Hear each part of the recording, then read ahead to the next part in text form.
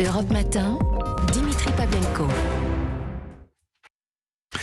Il est l'heure de la revue de presse internationale sur Europe 1. Petit tour du monde de comment l'on voit la présidentielle française. Première étape, direction les États-Unis. Nous rejoignons Alexis Guilleux. Bonjour Alexis. Bonjour. Et évidemment, on parle de la France aux États-Unis ce matin. Oui, le Washington Post parle d'un sursis pour Emmanuel Macron et la démocratie libérale. Le président candidat aura beaucoup de Français à convaincre dans les 2 prochaines semaines. Un éditorialiste de ce journal pointe également l'ironie du slogan d'Emmanuel Macron, « Nous tous », qui peint l'image d'une France unie alors que ce premier tour montre une nation profondément déchirée.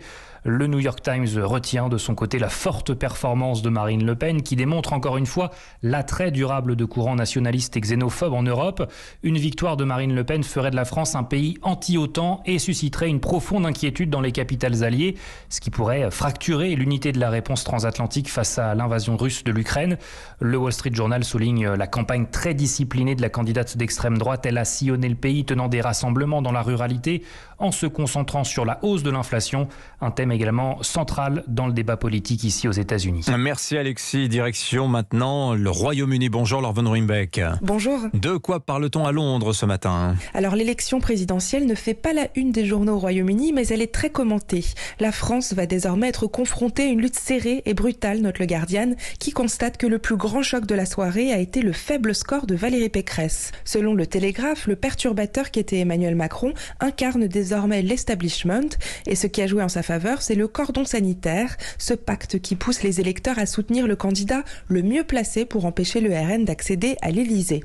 Mais selon la BBC, contrairement à 2017, le deuxième round ne sera pas pour le président sortant une promenade de santé.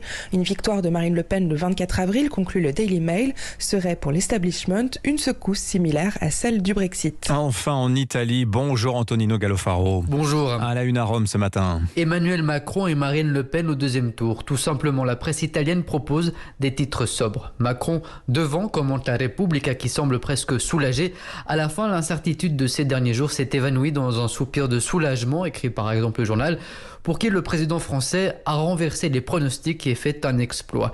Il Corriere della Sera ne s'intéresse pas seulement aux 2 premiers candidats de ce premier tour, mais aux 3 premiers. Il propose 3 portraits.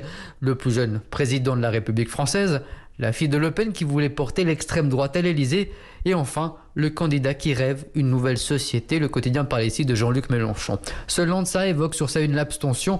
L'agence de presse rappelle que si elle est plus élevée qu'il y a 5 ans, elle reste en dessous de l'abstention record de 2002, dans tous les cas plus élevée qu'en Italie, en moyenne ces dernières années autour des 20%. Merci Antonino Gallofaro.